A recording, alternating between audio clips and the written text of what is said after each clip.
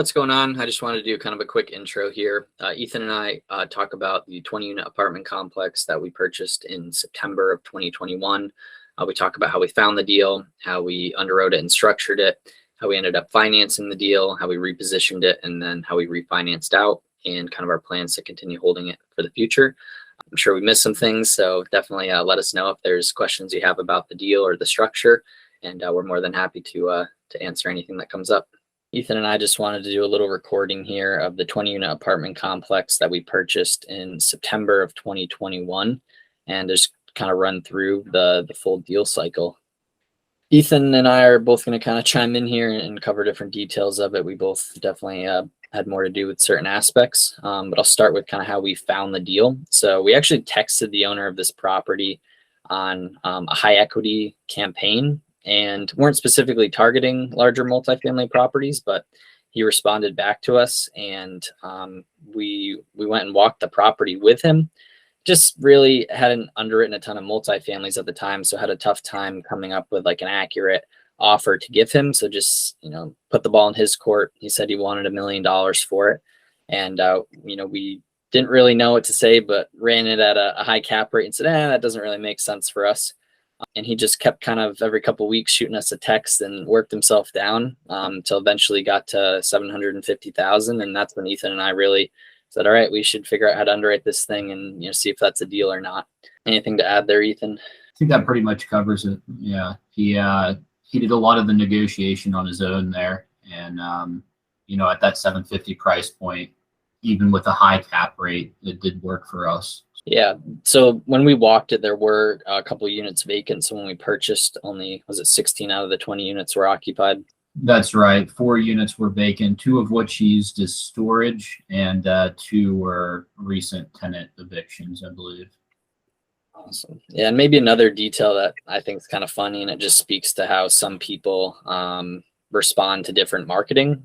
The owner of this property, once we were even under contract, never answered a phone call, would never talk on the phone. He would only respond over text. So I think that's just kind of a detail, now with our direct mail marketing, there's some people that really like the mail. There's some people that love the cold call and hate texting. So there's a different, type of marketing for every seller.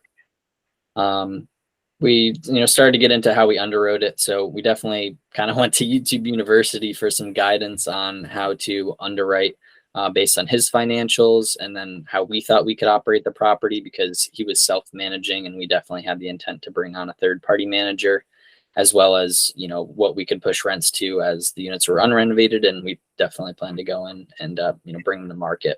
Ethan, do you want to talk about kind of, some of the market rents and looking in Lancaster at comparables and the school system and things like that? Right. So when we looked at this property, we knew that we would want to kind of change out the tenant demographic. We had the BRRRR strategy that we had been using on our single family and residential portfolio previous to taking ownership of this. And so we wanted to apply the same strategy here. We plan to go in and do pretty extensive renovations, and that to include bathrooms, kitchens, full cosmetic, and then some exterior capex to include the decks and concrete. And by doing this, we were able to bring rents from $525, which was the average rent of the occupied units when we took over, to a market rent of $950 currently. And when we were doing our projections at first, we definitely offered too much of a discount to the location. This property is located about 10 minutes outside of our main market, which is a town of 40,000. And so because of that, we offered around the 25% discount on rent and underwrote at $750 a month in market rent, which we found, fortunately, was just being too conservative. So it definitely helped us, purchase this at a discount, and it gave us enough of a delta there that we were able to, eat some mistakes that we had made. But we have it at market rent, 100% occupied now at $950 a unit. Awesome. You want to touch on the initial plan with financing and then what we ended up doing? Yeah, so originally we were going to get bank financing. What was the LTV on that, Kevin? Do you remember? We were going to be around 80% of cost. So they were going to fund 80% of the purchase price and around 80% of the rehab budget as well, and do a draw schedule there. And 2 weeks before closing, the lender actually backed out on this. There'd been multiple delays on the lender's side, and we had pushed closing almost 2 months, if I remember correctly. And that was it for the seller. He wasn't going to delay closing past that September 1st deadline.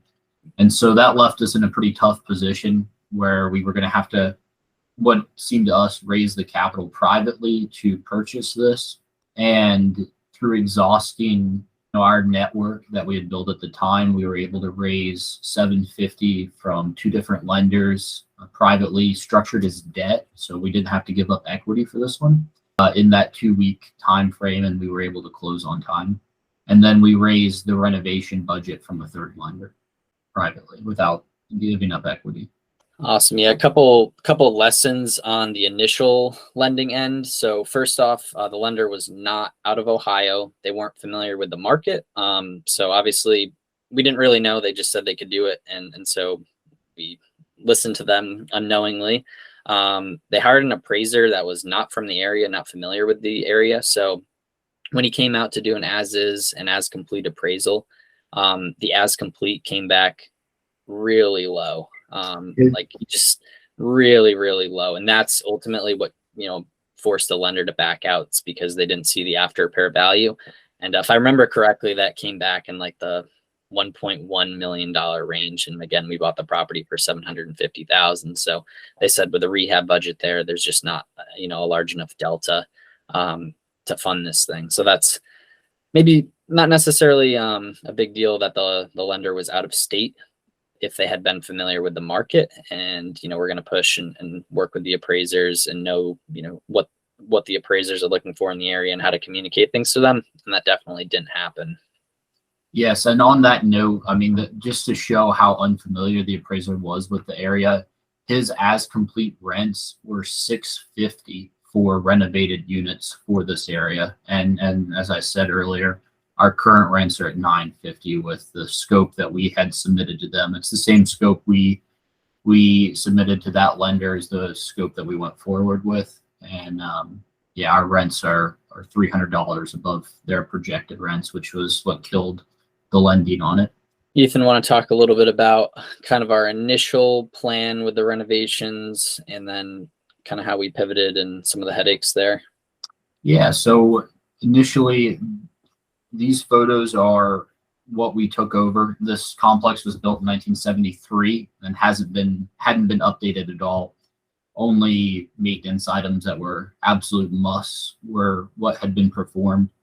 So you're looking at, the yellow fridges from the 70s, yellow ovens in a lot of units, cabinets that were significantly smaller than today's standard, bathrooms that were tile and cast iron tubs, outdated, rusted, a lot of mold, a lot of subfloor damage as well, something that we hadn't actually anticipated from the windows leaking.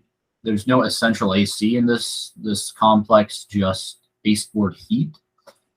And so originally we had kind of the mindset to go in there, paint the cabinets, replace the toilets, try to do it as economically as possible and spend between $15,000 and $20,000 a unit. We definitely were on the upper end of that price point. We averaged just under $20,000 a unit. But with that, we were able to go in there and do all the kitchens with new cabinets, new appliances, new bathrooms, vanities, plank flooring throughout the first floor, carpet in the upstairs bedrooms.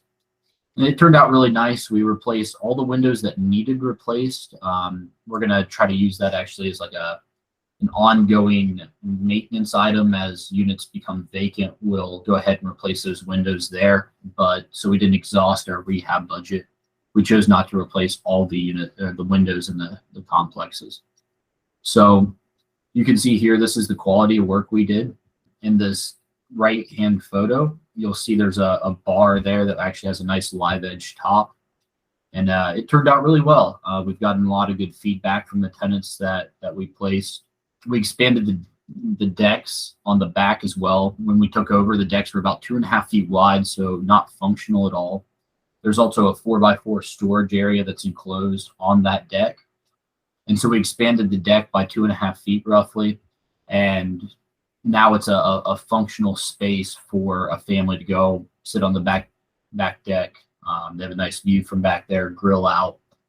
We replaced all the decking boards on the front, and then we added 12 parking spaces as well, concrete parking spots and a spot for the dumpster that's pretty much centralized. Some of the headaches we ran into there that were kind of unexpected.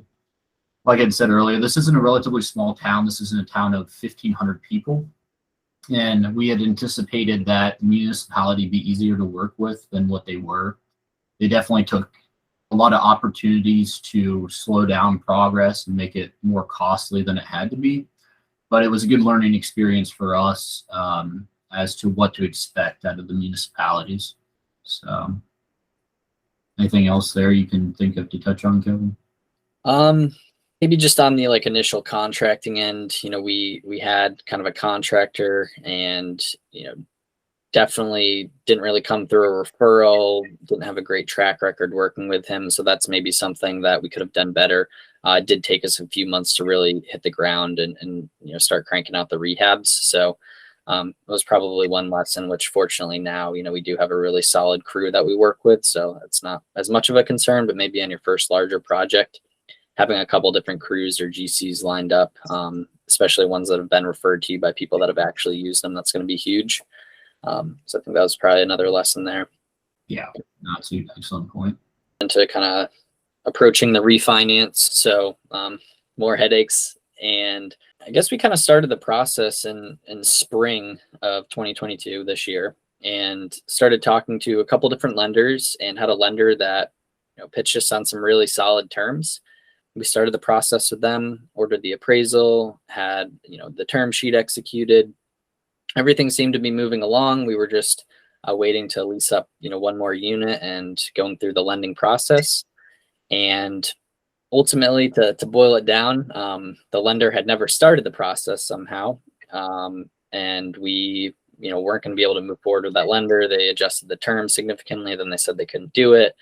So it really just, kind of turned into a headache. And this actually came as a referral from one of the top brokers in Columbus. So, like I said, referrals on the contracting end by people that have actually used them.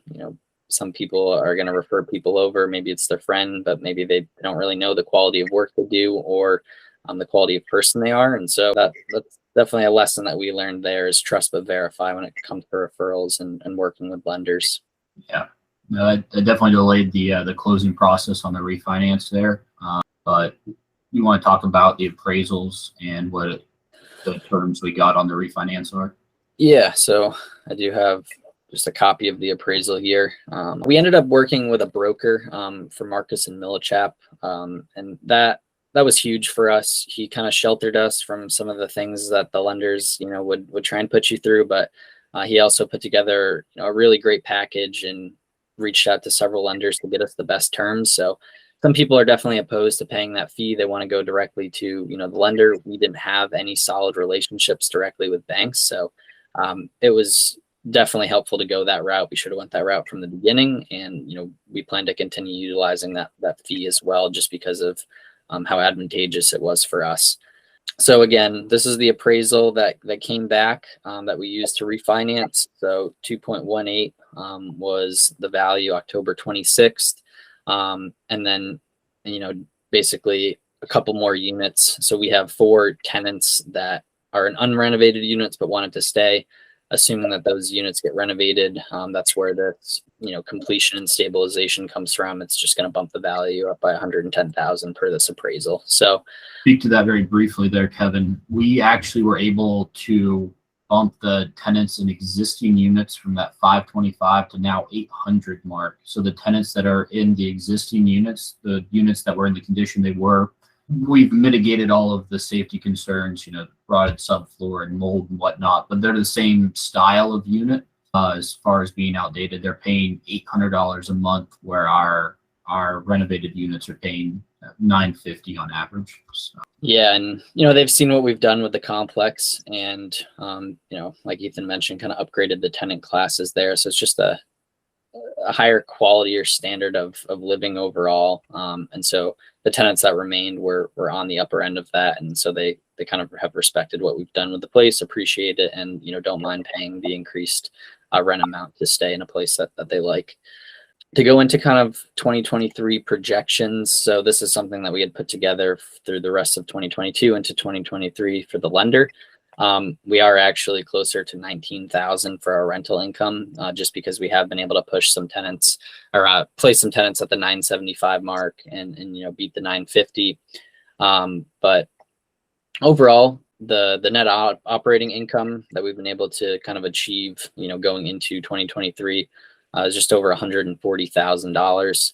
And the debt, so it's kind of a low leverage loan, and the reason for that is when we first started the process, we were at 5.25% to 5.5%, and Federal Reserve raising interest rates has negatively affected us there. So we ended up closing out this loan at 1.27, and it's at a 7% interest rate on a 30-year amortization schedule. So that comes out to 101,000 or almost 102,000 in debt a year.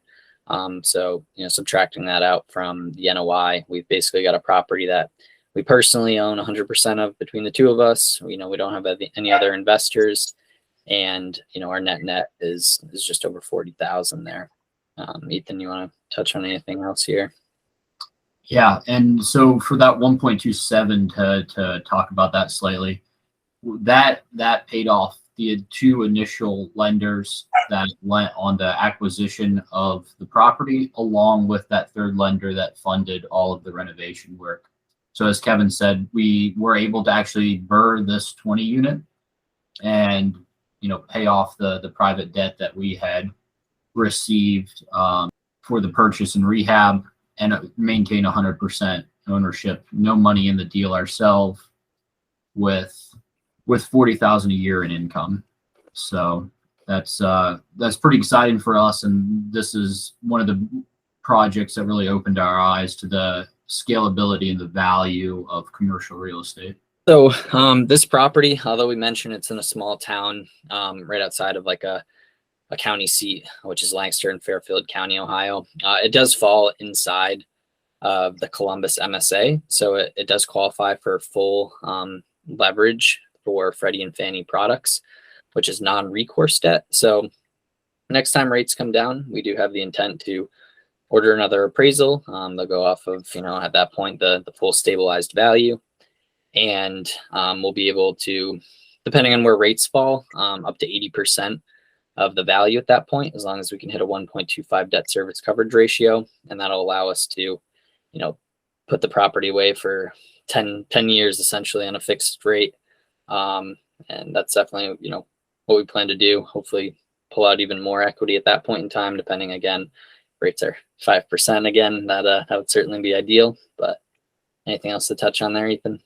Well, on that, we will plan to squeeze all the juice we can out of the property by doing additional value add projects like adding through wall ACs or mini splits prior to us looking to take this to agency debt to really push the rent bumps and enable us to get as much as we can out of the property before we put it away in pasture at agency debt.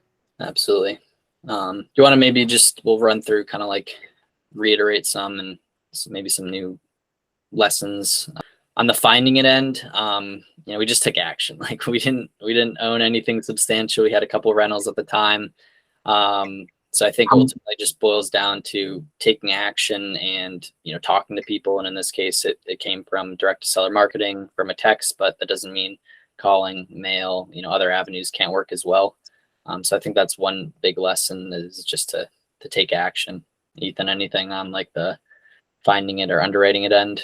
Yeah, and to, I guess, better understand why our underwriting process was so rudimentary when we first looked at this deal, we had been doing real estate full-time, Kevin, for what, 3 or 4 months when we found this. Is that right? Yeah. So we were really early on in the process. So obviously we've advanced significantly since then as far as our capacity to underwrite something like this. And, you know, as Kevin had mentioned earlier, finding a good contractor, a general contractor that can show the capacity to handle a renovation of this scale. We put a little under 400,000 in capital improvements in this property alone, and it's really important to have that lined up, you know, as early on in the deal as you can. So that's Definitely. one big takeaway on our end. Yeah, and with the underwriting, like Ethan said, we, you know, it's not like we'd been doing this for 20 years. So we probably should have maybe leaned more on, you know, experienced people and just got some advice on the underwriting aspects, some help there. That probably would have, you know, been beneficial as well. And then the funding it, you know, we could have done a better job reaching out and asking for referrals from other investors we knew, and, you know, going directly with them or just working with a broker to begin with. That certainly would have been advantageous on the back end refinance. Yeah, I think one takeaway that we forgot to mention is the fact that we were able to raise, you know, at the time Kevin and I were 21, we were able to raise $750,000 in 2 weeks from our network, and I think from 2 different lenders. And I think the value there is no matter what stage you're at in real estate investing, building up your network, right? Because your network is going to be able to provide value down the road. And when we were building our network, we didn't know that we would be investing in real estate, but because we had spent, you know, years making these connections, we were able to leverage them when we needed them.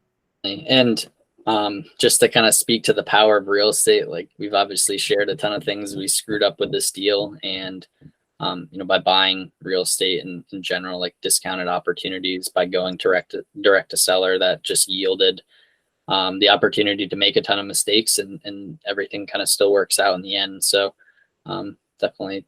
I mean, when all is said and done on this property, we had a little over 1.1 in the entire project, and current appraised value, I have to see it again, but it was around 2.2. So we created over $1 million in equity in 14 months.